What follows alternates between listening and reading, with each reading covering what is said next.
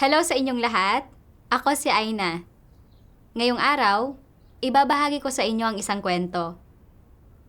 Ang bida sa kwento natin ngayon ay isang brother na tumanggap sa gawain ng Diyos sa mga huling araw noong 18 taong gulang siya. Pagkatapos niyon, palagi siyang malayo sa bahay para gawin ang kanyang tungkulin. At tahimik na nagpasya, nagugulin ang kanyang sarili para sa Diyos sa buong buhay niya. Lumipas ang panahon at hindi nagtagal, umabot na siya sa edad na 30. Hinimok na siya ng kanyang mga magulang na mag-asawa at magsimula ng pamilya.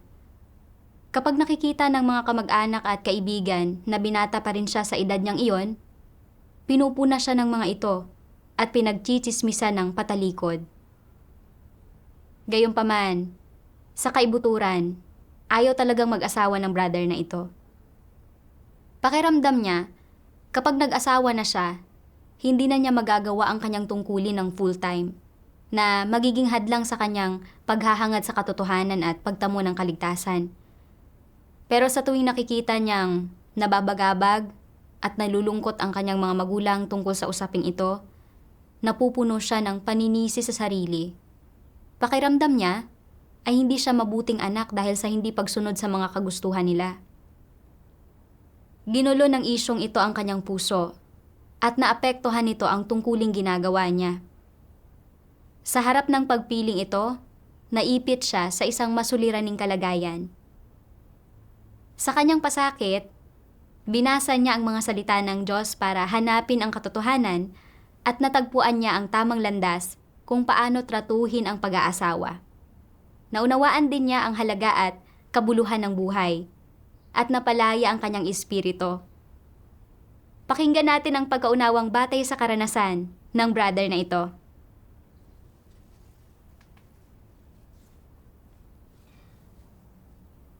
Ipinangaral sa akin ng lola ko ang ebanghelyo ng makapangyarihang Diyos ng mga huling araw noong 18 taong gulang ako. Sa pamamagitan ng pagbabasa sa mga salita ng makapangyarihang Diyos, naunawaan ko na sa mga huling araw, ipinapahayag ng Diyos ang katotohanan at isinasakatuparan ang gawain ng paghatol para linisin at iligtas ang mga tao. Klasipikahin sila ayon sa kanilang uri, at sa huli ay tapusin ang kapanahunang ito. Hindi ako kailanman nanampalataya sa Panginoong Hesus, at mapalad ako na makaabot sa huling yugto ng gawain ng Diyos. Biyaya ito ng Diyos sa akin. Dapat akong taimtim na manampalataya sa Diyos at gawin ang tungkulin ko para suklian ang pagmamahal ng Diyos. Mula noon, masigasig akong naghahangad at madalas akong nagbabasa ng mga salita ng Diyos at nakikipagtipon sa mga magulang at lola ko. Aktibo rin ako sa paggawa ng mga tungkulin ko. Pagkatapos ng 6 na buwan, umalis ako ng bahay para gawin ang tungkulin ko dahil sa pangangailangan ng gawain. Paminsan-minsan, maglalaan ako ng ilang oras para umuwi ng bahay kapag napapadaan ako sa bayan ko. Noong 2019, 25 taong gulang ako. Isang beses, noong umuwi ako ng bahay, sinabi sa akin ng tatay ko, "Anak, nasa edad ka na para mag-asawa at dapat ka nang bumuo ng sarili mong pamilya. Tingnan mo ang pinsan mo at ang asawa niya. Pagkatapos nilang magpakasal, nagagawa pa rin nila ang mga tungkulin nila sa iglesia at naging maayos naman ang lahat." Nagbigay siya ng 2 pang halimbawa ng mga batang kapatid na nag-asawa dahil sinusubukan niyang kumbinsihin ako na ganoon din ang gawin ko. Sinabi ko, "Abala ako sa paggawa ng tungkulin ko. Wala talaga sa loob ko ang mag-asawa at mamuhay ng pamilyado. Sa buhay na ito, gusto ko lang ilaan ang lahat ng oras ko sa pananampalataya sa Diyos at paggawa sa tungkulin ko. Tanging sa paghahangad ng katotohanan at paggawa ng maayos sa mga tungkulin natin, magkakaroon ng kabuluhan ang buhay natin." Sabi ng Diyos, May mga tao na inaapi ng kanilang mga pamilya, kaya hindi nila magawang maniwala sa Diyos, maliban kung mag-aasawa sila. Sa ganitong paraan, ang pag-aasawa, sa kabaligtaran, ay nakakatulong sa kanila. Para sa iba, walang pakinabang ang pag-aasawa, kundi ang kapalit nito ay kung anong mayroon sila dati. Walang sino man sa ating pamilya ang umuusig sa akin, kaya gusto kong ilaan ang lahat ng oras ko sa paggawa ng tungkulin ko. Makatutulong ito sa aking paghahangad sa buhay. Habang nagsasalita ako, nakita kong nakahiga ang tatay ko sa kama. Dismayado siya. Bumulong siya. Pagtahak sa tamang landas ang gamitin ang lahat ng oras mo para gawin ang tungkulin mo. Kung pipiliin mong hindi mag-asawa, kalayaan mo iyon at hindi kita hahadlangan. Pero kapag naiisip ko ang pamilya natin na ipagpapatuloy lang ng nag-iisang anak na lalaki sa loob ng 3 henerasyon, at kung hindi ka mag-aasawa, mahihinto na sa iyo ang lahi natin, sa puso ko ay nalungkot ako. Kaya naisip ko na talakayin sa iyo na kung sakali baka piliin mong mag-asawa katulad ng pinsan mo. Pagkatapos noon, hindi na ako uli kailanman kinumbinsi ng tatay ko ng gaya nito. Pagkatapos ng Spring Festival noong 2024, naaresto ang ilang kapatid sa lugar kung saan ko ginagawa ang tungkulin ko. Naiwan akong walang angkop na bahay tuluyan para tirahan ng ilang panahon. Kaya iminungkahi ko sa mga lider na umuwi muna ako sa bahay pansamantala. Habang nasa bahay ako, paminsan-minsan ay kinakausap ako ng nanay ko tungkol sa pag-aasawa. Isang beses, ipinakilala niya ang mga anak na babae ng 2 sister. Naisip niya na talagang mabait ang isa sa kanila at tinanong ako kung ano ang tingin ko rito. Nang marinig ko ito, naisip ko, palaging bumabagabag sa isipan ng mga magulang ko ang usapin ng pag-aasawa. At ngayon, umaaksyon na sila. Kung diretsahan akong tatanggi, magiging napakasakit niyon sa nanay ko. Kaya, iniba ko ang usapan. Sadya kong sinusubukang iwasan ito. Isang gabi, nakikipagkwentuhan ako sa nanay ko. Taimtim na sinabi ng nanay ko, "Anak, alam mo ba kung bakit inipon ko ang lahat ng perang ito? Ang isang dahilan ay para bayaran ang medikal na pangangailangan ng lola mo. Ang iba naman ay para sa pagpapakasal mo. Ngayon, pumanaw na ang lola mo. At ang isang pangunahing usapin na natitira sa pamilya natin ay ang pag-aasawa mo. Kung may makilala kang nararapat sa iyo, mag-asawa ka na. Hindi naman iyan hahadlang sa pananampalataya mo sa Diyos. 30 taong gulang ka na at hindi ka na bumabata. Kung hindi ka mag-aasawa, wala kang makakasama at magiging mag-isa ka lang. Hindi na rin kami bumabata ng tatay mo at hindi ka namin masasamahan sa buong buhay mo." Nang marinig ko ang mga salitang ito ng nanay ko, nakadama ako ng bahagyang kirot sa puso ko.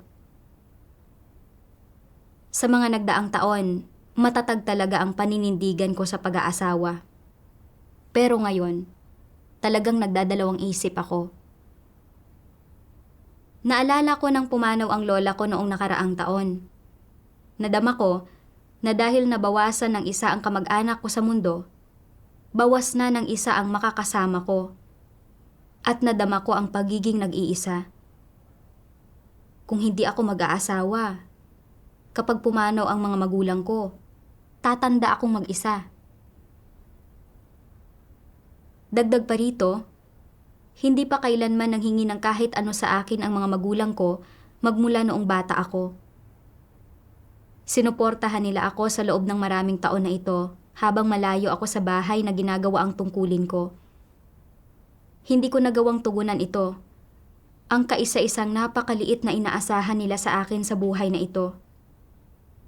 Pakiramdam ko ay nabigo ko ang mga magulang ko. Pero may naisip pa ako. Kung mag-aasawa ako at magkakaroon ng mga anak, mas marami akong magiging alalahanin sa buhay ko at mas kakaunti ang oras at lakas ko para sa tungkulin ko. Baka nga, hindi ko magawa ang tungkulin ko. Ito ang sitwasyon ng isang brother, kung saan ang buhay ay nagtulak sa kanya na bumalik sa mundo para kumita pagkatapos niyang mag-asawa. Ni hindi siya makadalo ng regular sa mga pagtitipon. Natanggap ko ang biyaya ng Diyos na makapunta sa sambahayan ng Diyos para gawin ang tungkulin ko.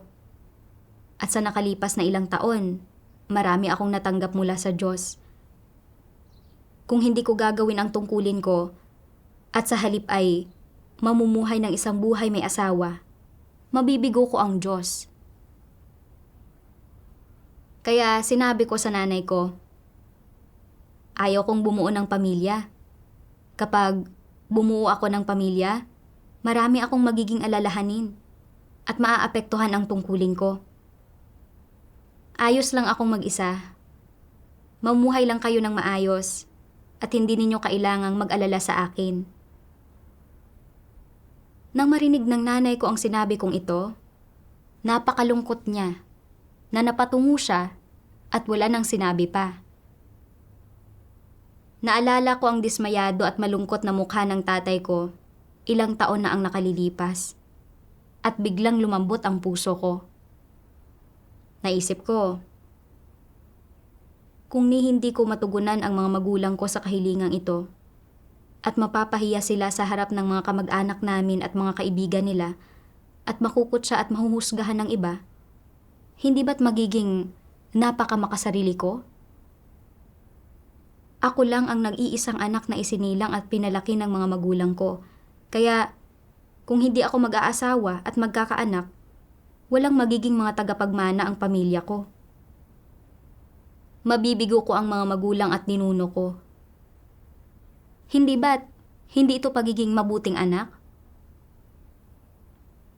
Tinatanong ako ng lahat ng kamag-anak at kaibigan ko kung kailan ako mag-aasawa. Sinasabi ng ilan sa kanila na hindi umaako ng wastong responsibilidad ang mga magulang ko. Sinasabi nila na kahit na nasa hustong gulang na ako, wala pa rin akong asawa, lalong wala akong mga anak, at na pinumputol ko ang lahi ng pamilya ko. Kung hindi pa rin ako nagmamadaling bumuo ng isang pamilya at bumuo ng propesyon, sino ang nakakaalam kung ano pa ang sasabihin nila kapag nakatalikod ako? Noong panahong iyon, ginugulo ako ng usaping ito. At minsan, hindi ako makatulog kahit lampas na ng hating gabi. Naisip ko, maraming taon ko nang ginagawa ang tungkulin ko ng malayo sa bahay. At nakakita na ako ng iilang kapatid na kaedad ko na nag-asawa na at may mga anak na. Bagamat marami silang alalahanin, nagagawa pa rin nila ang ilang tungkulin nila. Ano kaya kung maghanap ako ng isang nararapat na tao? Mag-asawa ako at manampalataya din sa Diyos habang ipinamumuhay ang buhay na iyon. Hindi ko dapat hayaan ang mga kamag-anak at kaibigan ko na sabihing pinuputol ko ang lahi ng pamilya. Dahil mapapahiya nito ang mga magulang ko sa harap nila. Pero magdadala sa akin ng matitinding alalahanin ang pag-aasawa at ang pagkakaroon ng anak. At maglalagay ng matitinding limitasyon sa akin sa paggawa ng tungkulin ko nang hindi man lang nakakatulong kahit kaunti sa pananampalataya ko sa Diyos o sa paghahangad ko sa katotohanan. Hindi ako makapamili. Kalaunan, nakahanap para sa akin ang mga lider ng isang angkop na pamilyang nagpapatuloy sa kanilang bahay at nagpadala sila ng sulat na hinihiling sa aking pumunta at gawin ang tungkulin ko. Umiyak ang nanay ko noong inihatid niya ako. Sobrang lungkot ko at pinigilan ko ang luha ko para hindi makita ng nanay ko. Pakiramdam ko ay parang nabigo ko ang mga magulang ko sa buhay na ito. Huwag na nating banggitin pa na bilang anak nila, hindi ko sila nagawang samahan. Pinag-alala ko rin sila sa akin at naging tampulan sila ng tsismis kapag nakatalikod sila dahil sa akin. Dahil namumuhay ako sa kalagayang ito, masyado akong nagdusa. At naapektuhan din ang pagganap ko sa tungkulin ko. Alam ko na mali ang kalagayan ko, kaya sadya kong binasa ang mga salita ng Diyos para lutasin ang problema. Isang hapon, bigla kong naalala ang isang himno ng mga salita ng Diyos na narinig ko dati, ang dapat itaguyod ng mga kabataan. Pagkatapos ay hinanap ko ang siping ito ng mga salita ng Diyos at binasa ito.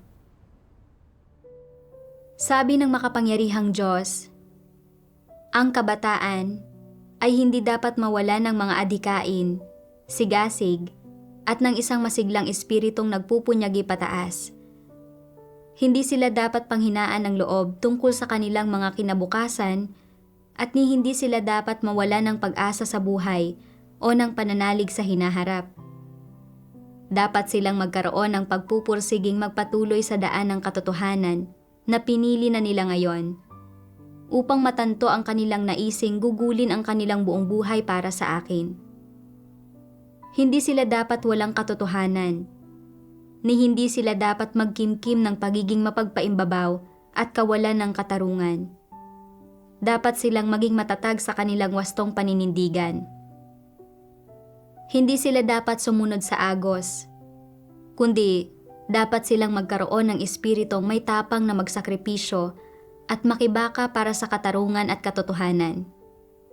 Ang mga kabataan ay dapat magkaroon ng katapangang huwag sumuko sa pang-aapi ng mga puwersa ng kadiliman at baguhin ang kabuluhan ng kanilang pag-iral.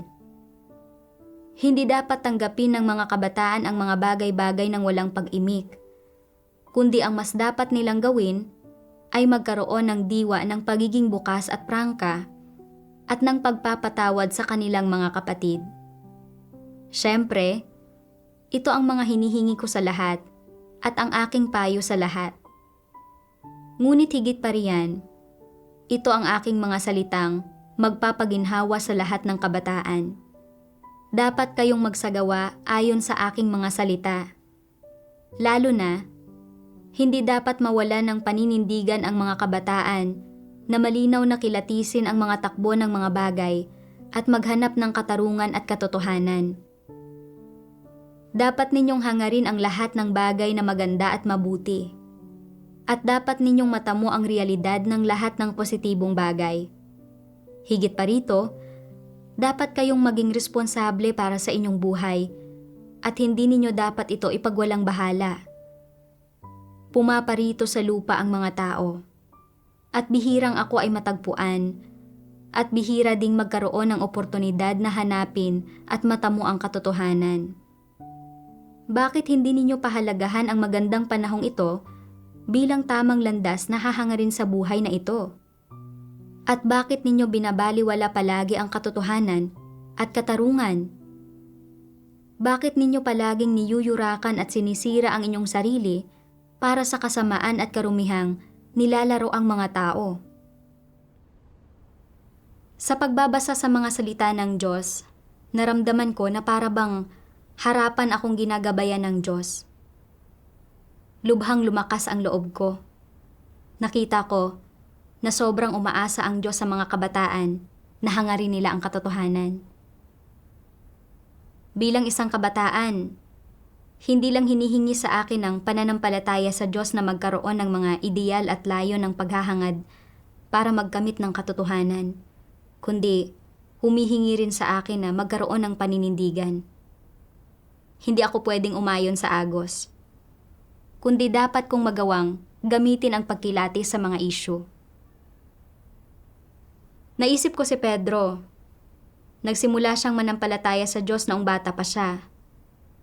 Inasam niya ang katarungan at nauuhaw siya sa katotohanan. Iniutos ng mga magulang niya na pumasok siya sa eskwelahan para makakuha siya ng opisyal na posisyon kapag mas matanda na siya. Pero alam ni Pedro na kabaligtaran iyon ng paghahangad sa tamang landas, na isang hungkag na buhay ito. Hindi siya nalimitahan ng mga magulang niya, at pinili pa ring tahakin ang landas ng pananampalataya sa Diyos. Kayang tukuyin ni Pedro ang tama sa mali, at nanindigan siya. Nagawa niyang kamuhian, tanggihan, at ayawan na sumunod sa kung ano ang galing sa tao. At nagawa niyang tiisin ang kahihiyan at ibinigay pa ang buhay niya para masundan kung ano ang galing sa Diyos. Sa huli, naperpekto siya ng Diyos at nagsabuhay ng pinakamakabuluhang buhay. Kumpara sa karanasan ni Pedro, hiyang-hiya ako. Noong napasailalim ako sa pagkundina ng mga walang pananampalataya tungkol sa usapin ng pag-aasawa at nagtiis ng kaunting kahihiyan at pasakit, nawalan ako ng paninindigan. Itinuring ko na magkasing halaga ang pag-aasawa at pagkakaroon ng anak para tuparin ang mga tungkulin ko bilang mabuting anak sa mga magulang ko at ang paggawa sa mga tungkulin ng isang nilikha. Nakatayo ako sa 2 bangka, tig-isang paa sa bawat bangka. Parehong hindi matatag ang 2 panig dahil wala pa akong pinipili sa mga ito. Ngayon ay ang kritikal na panahon kung kailan gumagawa ang Diyos para iligtas ang mga tao. Kung mag-aasawa ako at magkakaanak sa panahong ito, kakailanganin kong magsika para suportahan sila. At hindi ako magkakaroon ng napakaraming oras at lakas para gawin ang tungkulin ko o hangarin ang katotohanan. Kung mawawala sa akin ang magagandang kondisyong mayroon ako ngayon, pagsisisihan ko iyon habang buhay.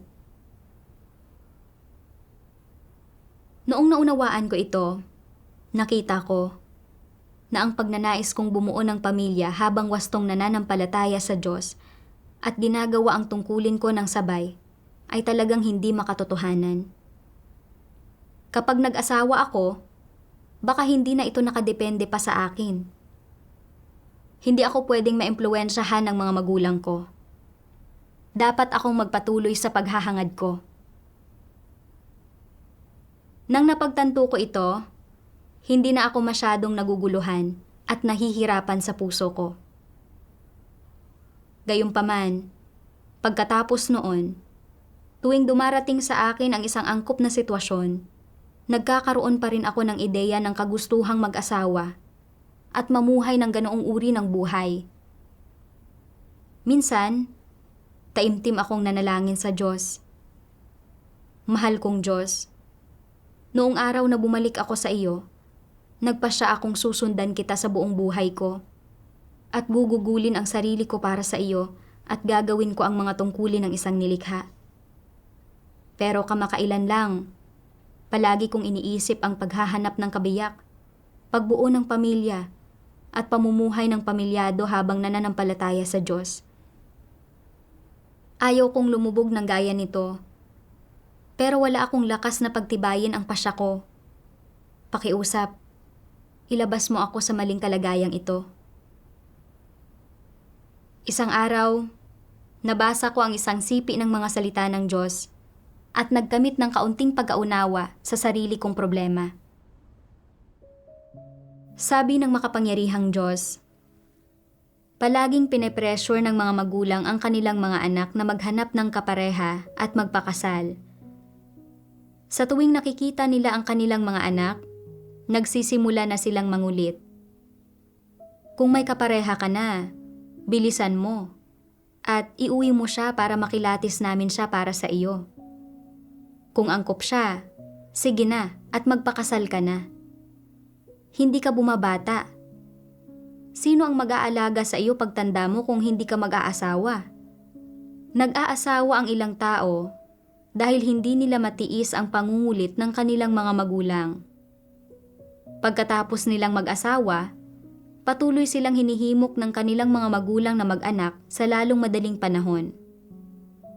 Dahil nakikitang hindi ito itinuturing na apurahan ng kanilang mga anak, palagi nilang pinagagalitan ang kanilang mga anak at pinipressure ang mga ito ng husto.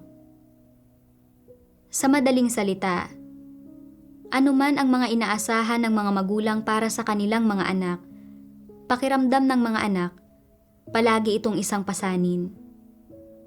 Kung makikinig sila sa kanilang mga magulang at pipiliing mag-asawa at magkaanak, palagi silang hindi mapanatag at hindi masaya sa loob nila.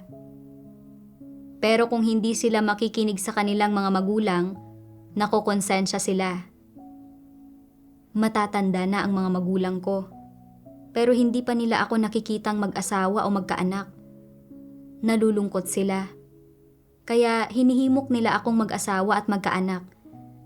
Responsibilidad din nila ito. Kaya, pagdating sa mga inaasahan ng mga magulang sa bagay na ito, sa kaibuturan, ay palaging nararamdaman ng mga tao na isa itong pasanin. Makinig man sila sa kanilang mga magulang o hindi, tila mali ito. At pakiramdam nila na ang pagsalungat sa mga hinihingi o kagustuhan ng kanilang mga magulang ay isang napaka-immoral at kahiyahiyang bagay at palaging inuusig ang kanilang konsensya. Nakikita mo, hindi ba't pinahihirapan ng mga inaasahan ng mga magulang ang kanilang mga anak na nagiging pasanin nila? Oo. May ilang magulang pa nga na nakikialam sa buhay ng kanilang mga anak. Bilisan mo at mag-asawa ka na at magkaroon ng mga anak. Bigyan mo ako ng isang malusog na apong lalaki muna. Sa ganitong paraan, sinusubukan pa nga nilang makialam sa kasarian ng sanggol. May mga magulang din na nagsasabing, mayroon ka ng anak na babae. Bilisan mo at bigyan mo ako ng apo na lalaki.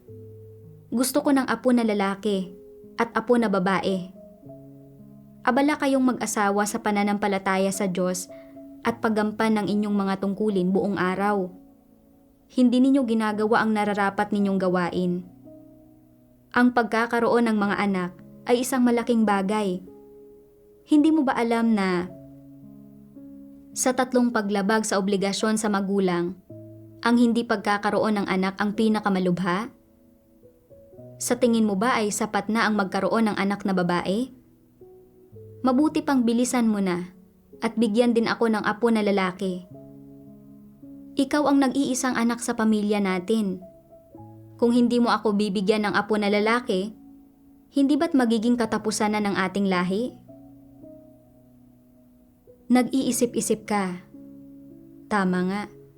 Kung sa akin matatapos ang lahi ng pamilya namin, hindi ba't bibiguin ko lang ang aking mga ninuno?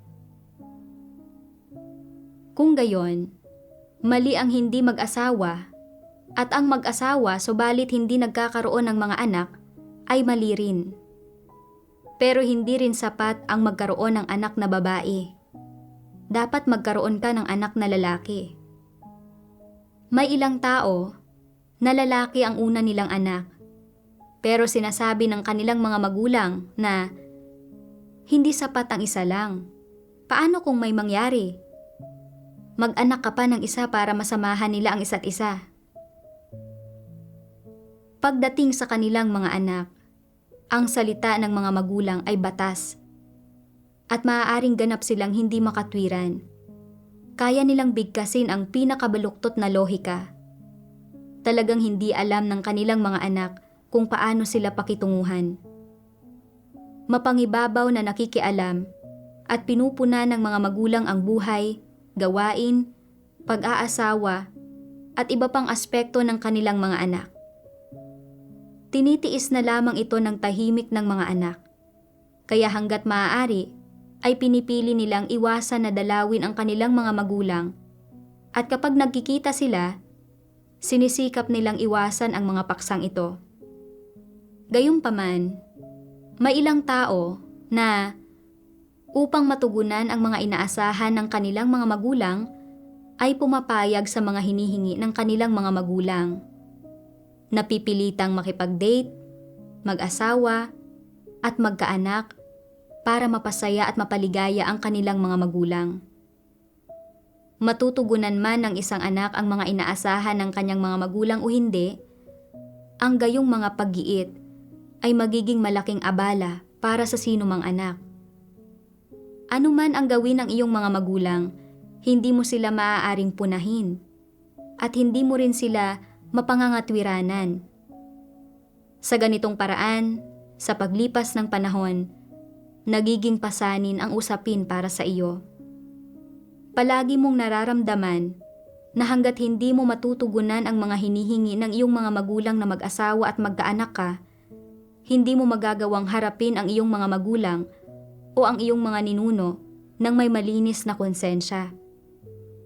Kung wala kang karelasyon, hindi ka pa nag-aasawa, at hindi mo na ipagpatuloy ang lahi ng pamilya, makakaramdam ka ng pressure sa loob mo. Maaari ka lang makahinga ng kaunti kung hindi nakikialam ang iyong mga magulang sa mga bagay na ito, binibigyan ka ng kalayaan at hinahayaan ka na lang harapin ang agos ng buhay. Gayunpaman, kung ang iyong mga kamag-anak at kaibigan ay pinag-uusapan ka at pinupuna ka habang nakatalikod ka, isa rin itong pasanin para sa iyo. Kapag ikaw ay 25 taong gulang na at walang asawa, sa tingin mo ay hindi ito gaanong mahalaga. Pero kapag umabot ka na sa 30 taong gulang, magsisimula mong maramdaman na hindi ito gaanong maganda. Kaya iiwasan mo ang mga kamag-anak at kapamilyang ito at hindi ito babanggitin. At kung wala ka pang asawa sa edad na 35 taong gulang, sasabihin ng mga tao na, bakit wala ka pang asawa? May problema ba sa iyo? Medyo kakaiba ka talaga ano? Kung may asawa ka na, pero ayaw mo ng mga anak, sasabihin nilang, bakit hindi ka nagkaanak pagkatapos mag-asawa? Ang ibang tao ay nag-aasawa at nagkakaroon ng anak na babae at pagkatapos ay anak na lalaki, o nagkakaroon sila ng anak na lalaki at pagkatapos ay anak na babae. Bakit ayaw mong magkaroon ng mga anak? Ano ang problema mo? Wala ka bang damdamin ng isang tao? Normal ka man lang ba? Nagmumula man ito sa mga magulang o sa lipunan, ang mga isyong ito ay nagiging isang pasanin para sa iyo sa iba't ibang kapaligiran at konteksto. Pakiramdam mo ay wala kang maikatwiran, lalo na sa isang partikular na edad. Halimbawa, kung ang isang tao ay nasa mga edad 30 o 40 at wala pa ring asawa, magchichismisan ang mga tao sa paligid niya. Ang tanda-tanda na ng taong iyon at hindi pa rin nag-aasawa. May problema ba sa kalusugan niya? O hindi ba maayos ang katayuan niya sa buhay? Kung hindi, bakit hindi pa siya bumubuo ng pamilya? Isipin ninyo kung gaano siguro nag-aalala ang mga magulang niya. Nasa edad 30 o 40 na siya at wala pa ring asawa. Hindi ba't maiiwanan niyang walang tagapagmana ang pamilya? Walang sino man ang magpapatuloy ng kanilang lahi. Sobrang napapahiya ang ilang tao na humarap sa iba pagkatapos marinig ito. Ano man ang kasalukuyan mong saloobin sa pag-aasawa, kung hindi mo nauunawaan ang katotohanan at hindi mo matalos ang usaping ito, sa malaot madali ay mababagabag ka rito. Ang inilantad ng mga salita ng Diyos ay ang mismong kalagayan ko. Alam ko na isang malaking alalahanin ang pag-aasawa at wala itong pakinabang sa paghahangad ng katotohanan o sa paggawa sa tungkulin ko. Kaya ayaw kong mag-asawa. Pero noong hindi pa ako nakakapag-asawa o nagkakaanak noong 30 taong gulang na ako, kinutsa ako at pinintasan ng mga kamag-anak at kaibigan ko. Wala sa amin ng mga magulang ko ang nakadamang kaya naming magtaas noo. Nagresulta ito sa paulit-ulit na pag-uudyok sa akin ng mga magulang ko na mag-asawa para hindi maputol ang lahi ng pamilya. Aktibo pa nga silang nagpakilala ng mga potensyal na kabiyak ko. Ang lahat ng ito ay resulta ng pagkakagapo sa mga tradisyonal na kuro-kuro na sa 3 paglabag sa obligasyon sa magulang, ang hindi pagkakaroon ng anak ang pinakamalubha. At kapag nasa edad na ang mga lalaki, dapat silang mag-asawa. Kapag nasa edad na ang mga babae, dapat na silang magpakasal. Ang mga walang katotohanang ideyang ito na ikinintal sa amin ni Satanas ay tinrato namin bilang mga prinsipyo para gabayan ang aming pag-asal at mga pagkilos. Naniwala kami na dapat mag-alala ang mga magulang sa pag-aasawa ng mga anak nila at pagkakaroon ng propesyon para may mga anak na magpapatuloy sa lahi ng pamilya, habang dapat magpasakop dito ang mga anak at magkaanak ng sarili nila para matiyak ang maraming tagapagmana, para matamasa ng mga magulang nila ang kasiyahan ng isang bahay na puno ng mga bata at apo. Kung hindi ito nagawa ng mga anak, matindi itong paghihimagsik at hindi pagiging mabuting anak. Hindi ko matugunan ang mga inaasahan ng mga magulang ko na nagdulot sa kanila ng pag-aalala at kalungkutan dahil sa akin at nawalan sila ng magandang reputasyon. Naramdaman ko na bilang isang anak, napakamakasarili ko at walang galang akong anak. Hindi ko makayanan ang pagkondena ng mga kamag-anak at kaibigan at naisip ko ang pag-aasawa para masuklian ang pagkakautang ko sa mga magulang ko. Gayunpaman, ayaw kong mawalan ako ng mga paborableng kondisyon sa paghahangad sa katotohanan at paggawa sa tungkulin ko. Hindi ako makakain o makatulog ng maayos dahil dito. At namuhay ako sa pagkabagabag. Binigyan ng Diyos ang mga tao ng karapatang magpasya kung mag-aanak sila o hindi. At paano man pumili ang mga tao, makatwiran ito.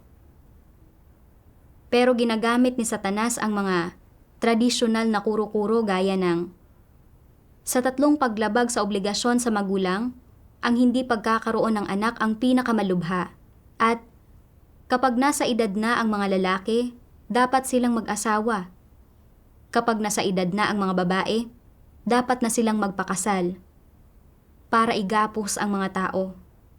Nang sa gayon, ay kung may pagkatao man ang isang tao o kung mabuting anak ba siya, ay nasusuri batay sa kung may asawa ba siya at kung may anak ba siya, at hindi batay sa kanilang karakter, lalo pa sa mga salita ng Diyos.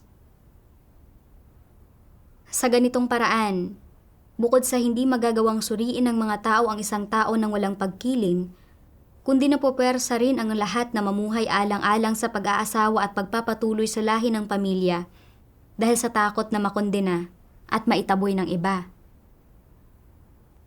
Sa katunayan, ang hindi pag-aasawa ay hindi nangangahulugang hindi pagiging mabuting anak sa mga magulang niya. Ayaw isipin ng ilang tao ang mga seryosong relasyon dahil abala sila sa propesyon nila. Hindi nag-aasawa ang ilan dahil sa mga pressure ng buhay. Pinili kong huwag mag-asawa para magawa ko ng maayos ang mga tungkulin ng isang nilikha. Kalayaan ko ito at ang pinakatamang desisyon.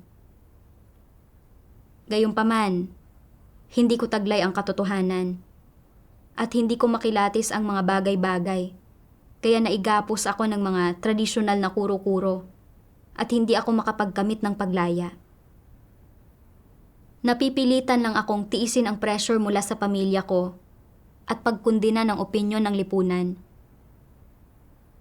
Maraming taon na kaming nananampalataya ng tatay ko sa Diyos, pero tinitingnan pa rin namin ang mga bagay-bagay ng nakaasa sa mga walang katotohanang pananaw na ito at nakagapos at nakatanikala pa rin kami sa mga tradisyonal na kuro-kurong ito.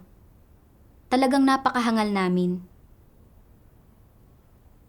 Isang araw, nabasa ko ang mga salita ng Diyos. Sabi ng makapangyarihang Diyos, Ano ba ang problema kung mapuputol ang angkan ng pamilya? Hindi ba't usapin lamang ito ng mga apelyido ng laman? Walang ugnayan sa isa't isa ang mga kaluluwa. Wala silang mana o pagpapatuloy sa isa't isa na pag-uusapan. Ang sangkatauhan ay may iisang ninuno. Ang bawat isa ay inapo ng ninunong iyon.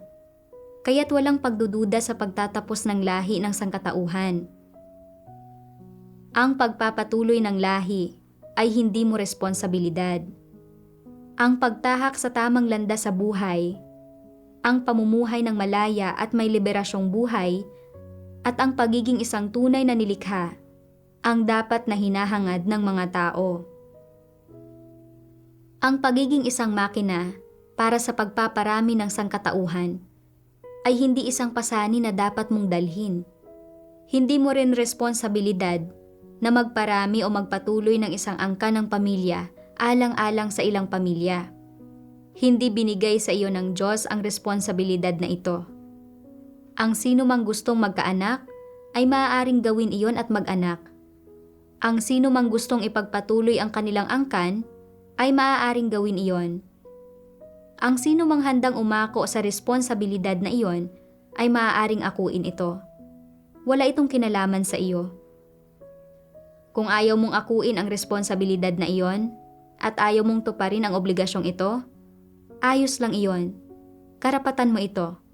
Hindi ba tama ito? Oo.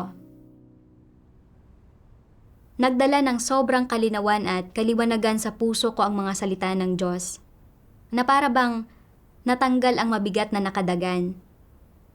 Naunawaan ko na walang anumang responsibilidad ang mga tao na ipagpatuloy ang lahi ng pamilya. Noong simula, nilikha ng Diyos sina Adan at Eva, ang mga ninuno ng sangkatauhan, at sa pamamagitan ng tuloy-tuloy na pag-aanak, lumikha ng mga angkan at pamilya ang sangkatauhan.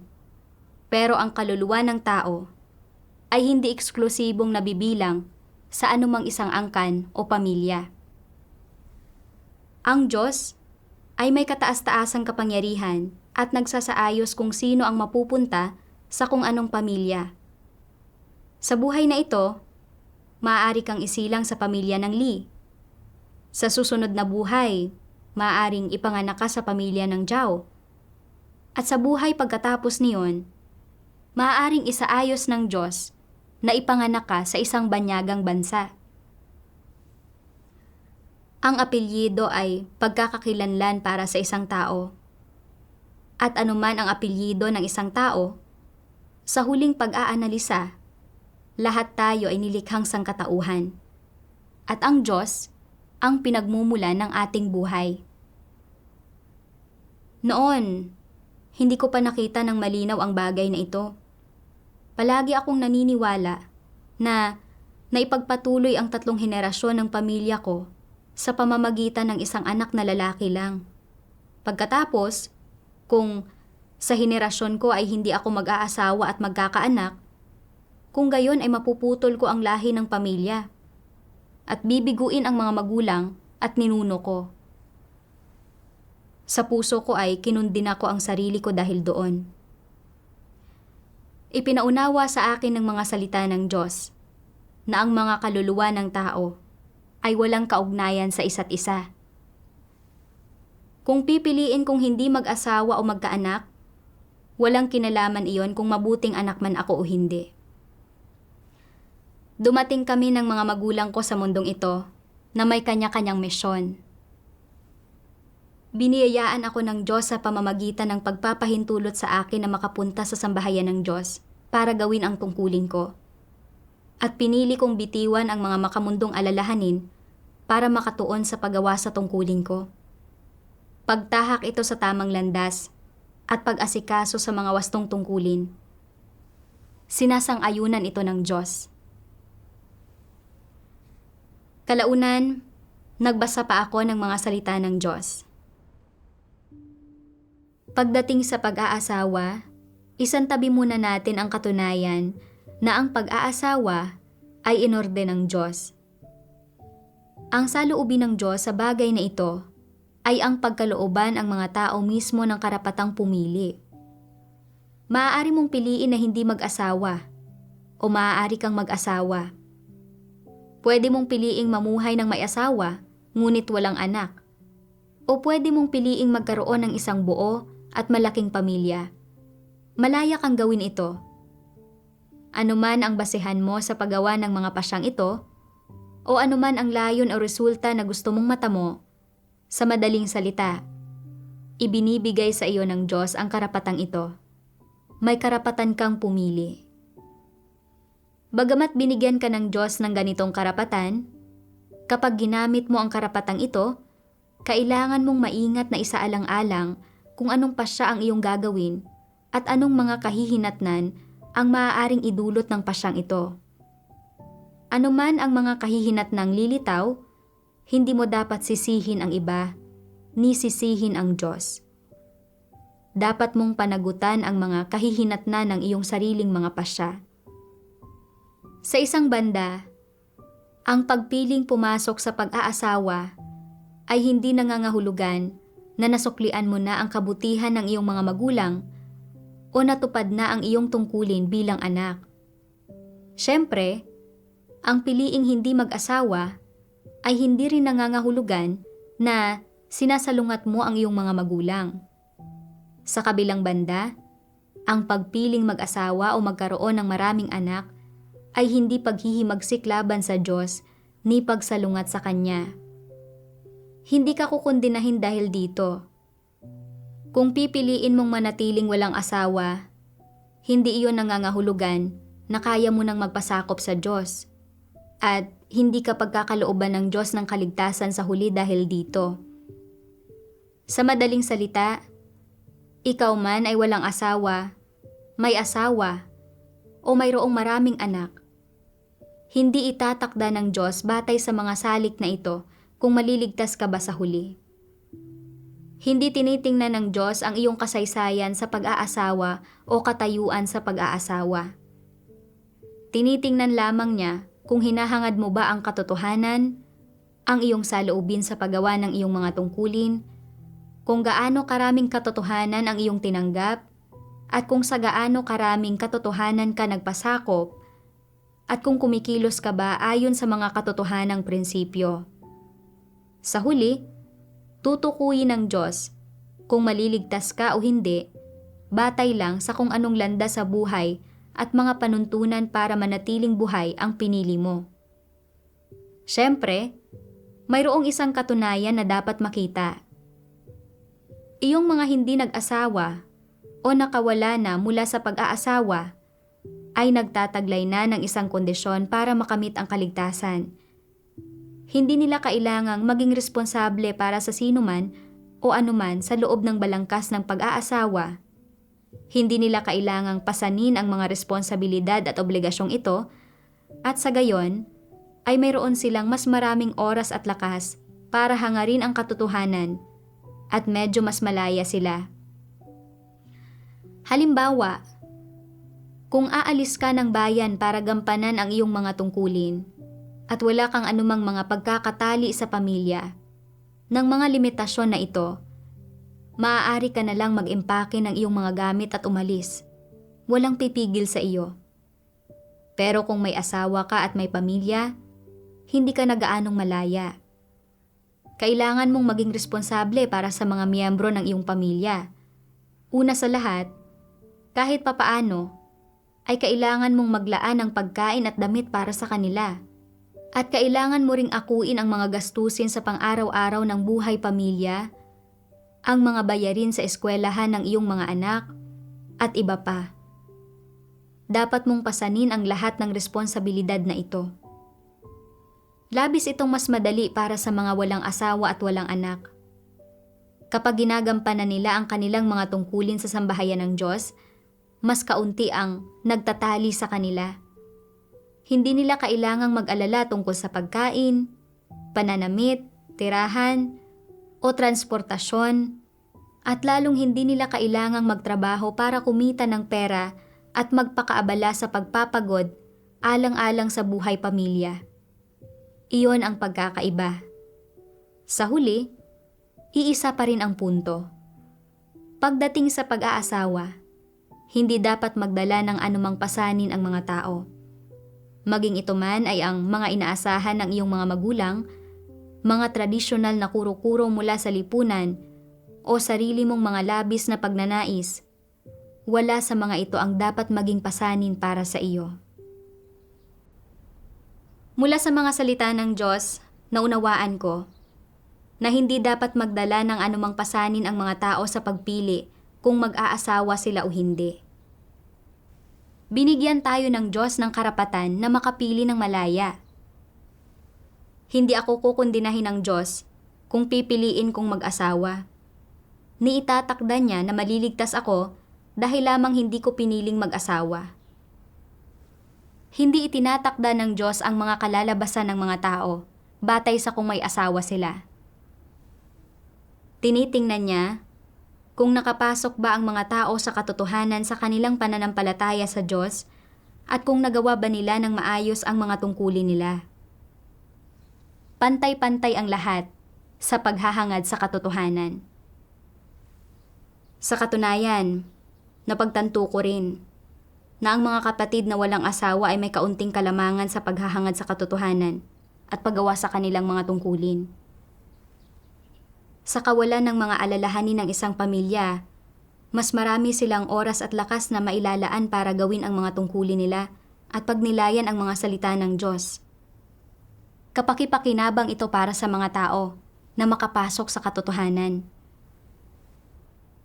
Nang makita ko na maraming bagong mananampalataya sa Diyos sa buong mundo ang nagsimulang mangaral ng Ebanghelyo para patotohanan ang Diyos, naisip ko kung ano ang sinabi ng Diyos. Habang mas nahihinog ang mga tao ng Diyos, pinapatunayan nito na higit pang nadudurog ang malaking pulang dragon. Malinaw itong nakikita ng tao. Ang pagkahinog ng mga tao ng Diyos ay isang hudyat ng pagkawasak ng kaaway.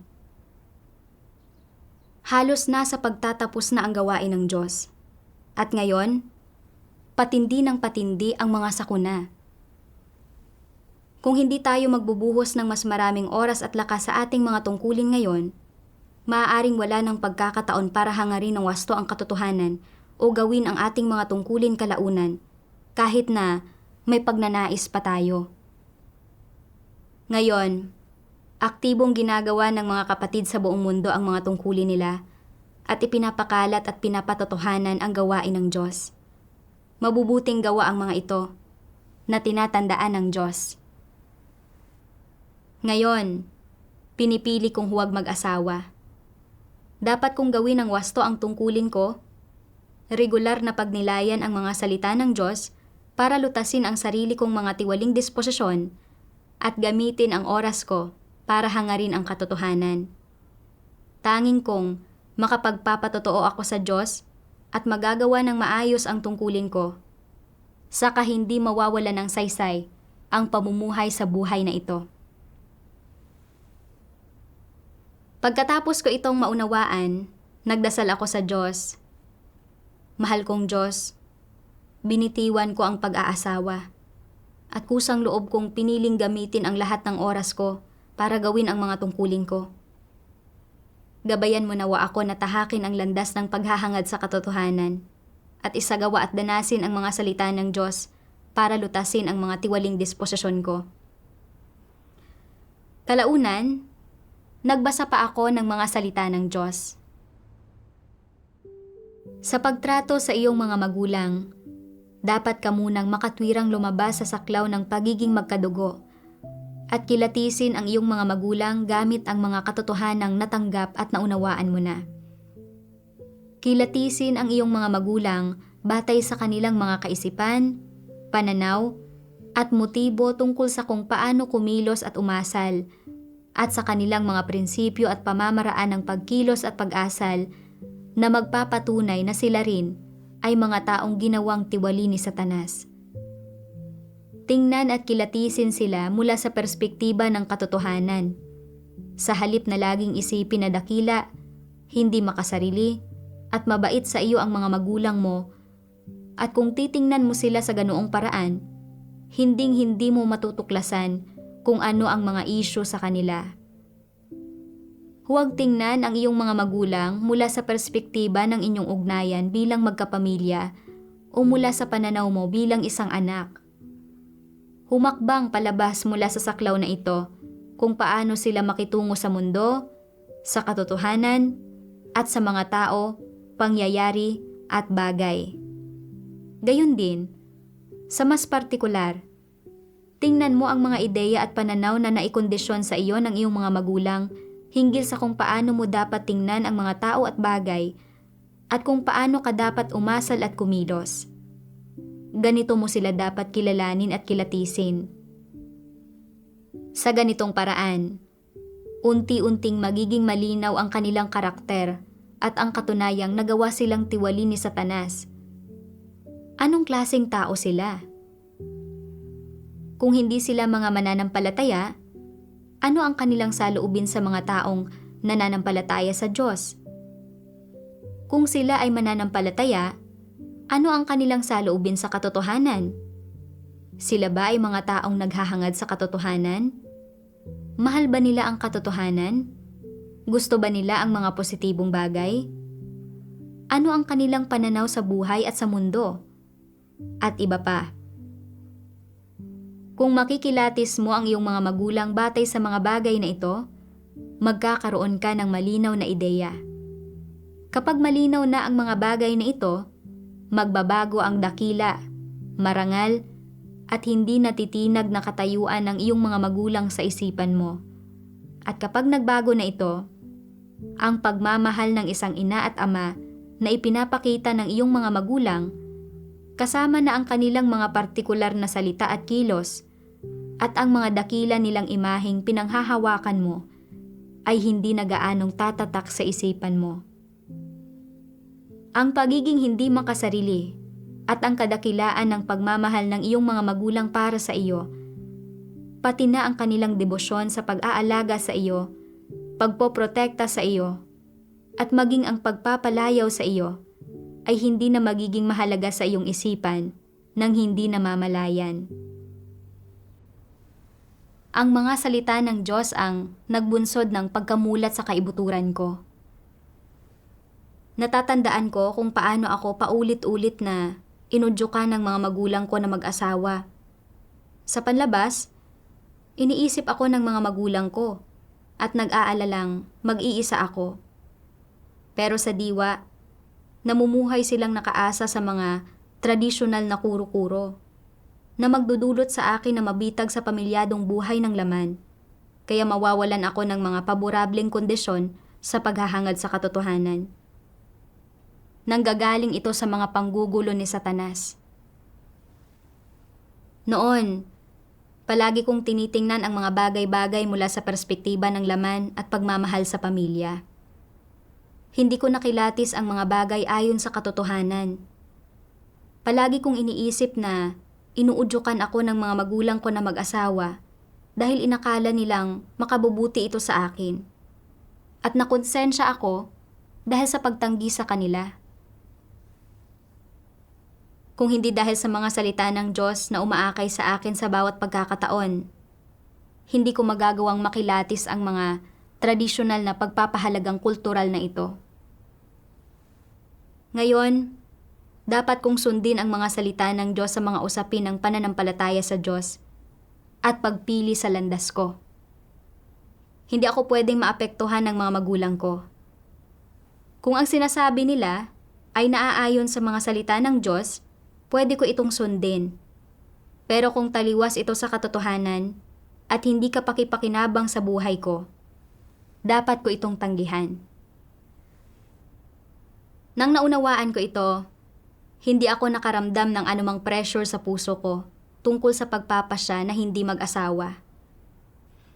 Pagkatapos noon, nakahanap ako ng oras para sumulat sa tatay ko para ibahagi ang pagkaunawa ko na batay sa karanasan, para maunawaan niya rin ang katotohanan mula sa mga salita ng Diyos at iwan ang pinsala ng mga tradisyonal na kuro-kuro. Kalaunan, sumulat ng liham ang tatay ko bilang sagot. Napakaganda ng pagkakasulat sa karanasan mo. Noon, dahil sa mga tradisyonal na kaisipan, gusto kong hilingin sa iyo na humanap ng kabiyak. Pagkabasa ko sa liham mo, talagang hinangaan ko ang pasya mo. Pagkatapos kong basahin ang mga salita ng Diyos na nahanap mo para sa akin, nagawa ko rin na baguhin ang pananaw na ito. Noon, ginulo kita sa pamamagitan ng pagtitiwala sa makalamang pagmamahal. Pero ngayon, nauunawaan ko na handa kang isuko ang pag-aasawa para ilaan ang lahat ng oras mo sa paggawa ng tungkulin mo na pinakamakabuluhang bagay. Nang makita ko ang tugon ng tatay ko, masayang masaya ako.